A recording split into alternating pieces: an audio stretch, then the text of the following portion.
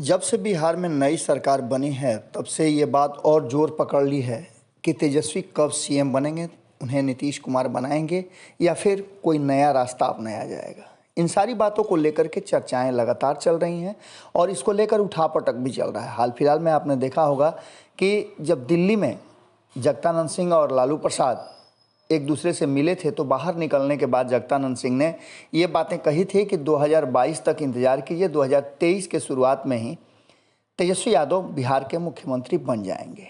इसके बाद से बवाल शुरू हो गया और बवाल इतना बढ़ा कि अब उसके लिए महागठबंधन के बीच भिड़ंत हो गई है। महागठबंधन में लेकर के जो भी दल हैं उन सभी दलों ने एक बार फिर से कोऑर्डिनेशन कमेटी की मांग की है। लेकिन इससे भी बड़ी बात आपको बता दें कि जहां एक तरफ तेजस्वी यादव को मुख्यमंत्री की कुर्सी पर बैठाने के लिए कई तरह की युक्तियां और योजनाएं बनाई जा रही थी, दिल्ली से बिहार में अपनी रणनीति का इस्तेमाल कर रहे थे लालू प्रसाद। वहीं लालू प्रसाद के बहुत पुराने मित्र और समाजवादी नेता जगदानंद सिंह, जिनको बिहार का प्रभार दिया गया है, वो लगातार इसका प्रयास कर रहे थे और उन्होंने तो इस बात के लिए लगभग शपथ ले लिया था कि जब तक वो तेजस्वी यादव को मुख्यमंत्री की कुर्सी पर नहीं बैठाएंगे तब तक उन्हें चैन नहीं है और न दम लेंगे। इन सारी बातों को लेकर के आपने देखा होगा कि जगदानंद सिंह के प्रयास का सीधा सीधा असर देखने को मिल रहा था। इन सब के बीच में आपने ये भी देखा होगा कि जब नीतीश कुमार और तेजस्वी यादव के बीच में सरकार बनाने के लिए मंथन चल रहा था तो जगता बाबू ने किस तरह का एक्शन किया था। उन्होंने मीटिंग बीच में ही छोड़ करके बाहर निकलना ज़्यादा अच्छा समझा। इन सारी बातों को लेकर के भीतर खाने से जो खबरें आ रही हैं वो ये भी आ रही हैं कि नीतीश कुमार को इस्तीफा देने जाने से पहले राबड़ी आवास आने के पीछे भी जगदानंद सिंह का ही जो कहा जा रहा है कि ये हाथ है। जगदानंद सिंह ने स्पष्ट तरीके से कह दिया था कि लालू प्रसाद के घर पर आकर के राबड़ी देवी और तेजस्वी यादव से अगर नीतीश कुमार माफ़ी नहीं मांगेंगे तो हम उनके साथ सरकार में शामिल नहीं होंगे। इन सारी बातों को लेकर के आपने देखा कि किस तरह की बातें हुई।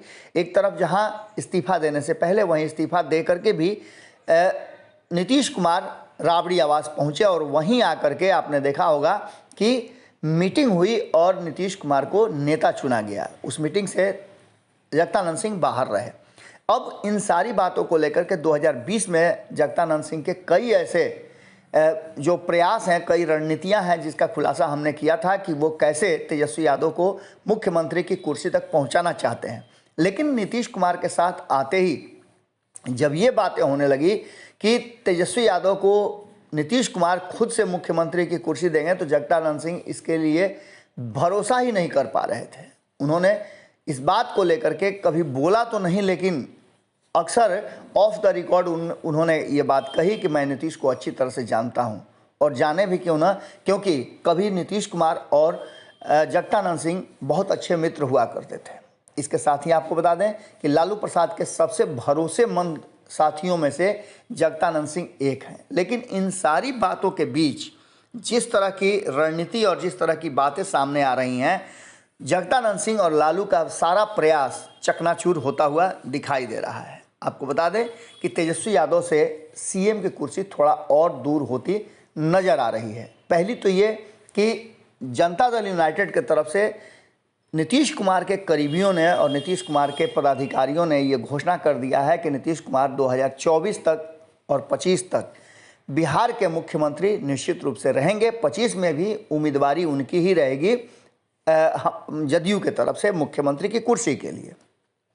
इन सारी बातों के साथ ये भी एक प्लान बनाया जा रहा था कि जो 2 सीटों पे उपचुनाव होने हैं उसमें से दोनों ही सीटें जीत करके और करीब पहुंच जाएंगे सीएम कुर्सी से तेजस्वी यादव। लेकिन यहाँ भी बड़ा धोखा होता हुआ नज़र आ रहा है। जहाँ एक तरफ गोपालगंज सीट जीतना तेजस्वी यादव के लिए बहुत ज़रूरी था, क्योंकि पिछले 2 दशक से भी ज़्यादा समय से ये सीट उनके हाथ से छटकी हुई है, जबकि आंकड़े बहुत कुछ कहते हैं इस सीट को लेकर के।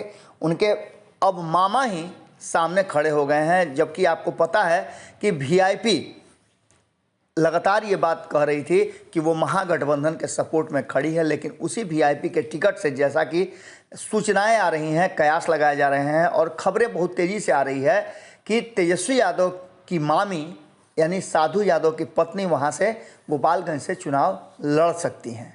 अब इस खबर के आने के बाद एक बात तो स्पष्ट हो गई कि कहीं ना कहीं मामला अब उलझता हुआ नजर आ रहा है और भारतीय जनता पार्टी एक बार फिर से तेजस्वी यादव के सामने खड़ी है। इसके पीछे भी कई ऐसी बातें हैं। कहा यह जा रहा है कि भारतीय जनता पार्टी और जनता दल यूनाइटेड के बीच जब से जगदानंद सिंह और लालू प्रसाद रणनीतियां बनाने लगे हैं तेजस्वी यादव को by hook and crook Bihar का मुख्यमंत्री बनाने के लिए, उस समय से मन में बहुत तरह के विचार आए हैं और भारतीय जनता पार्टी से भीतर ही भीतर थोड़ा सा रिश्ता मुलायम हुआ है। क्या होगा ये तो आने वाला भविष्य बताएगा, लेकिन तत्काल अगर देखा जाए तो लालू प्रसाद का सपना जरूर चकनाचूर हुआ है और जगदानंद सिंह का गुस्सा इसमें अहम भूमिका निभा सकता है। इसके साथ ही नीतीश कुमार की जो रणनीतियां हैं वो भी कम महत्वपूर्ण नहीं है तेजस्वी यादव को सीएम कुर्सी से दूर रखने के लिए। जुड़े रहिएगा भारत लाइव के साथ। सुबह सवेरे में हम आपसे यहीं विदा लेते हैं। बाकी की खबरों के लिए तुरंत आपसे मुलाकात करते हैं। बहुत बहुत धन्यवाद। अगर ये वीडियो पसंद आई और वह बिहार के राजनीति और बिहारियत से सरोकार रखेनी तो सब्सक्राइब बटन दबा के चैनल के सब्सक्राइब कर ली। ओजे एगो घंटी बा, ओकरा बटन दबा देला से कुल सटीक और मारक खबर रुआ मुफ्त में मिल जाई। अगर रुआ पत्रकारिता के हमनी के नया प्रयोग में सहयोग कर चाहतानी तो ज्वाइन बटन दबा दी। पेटीएम नंबर नोट कर ली 9386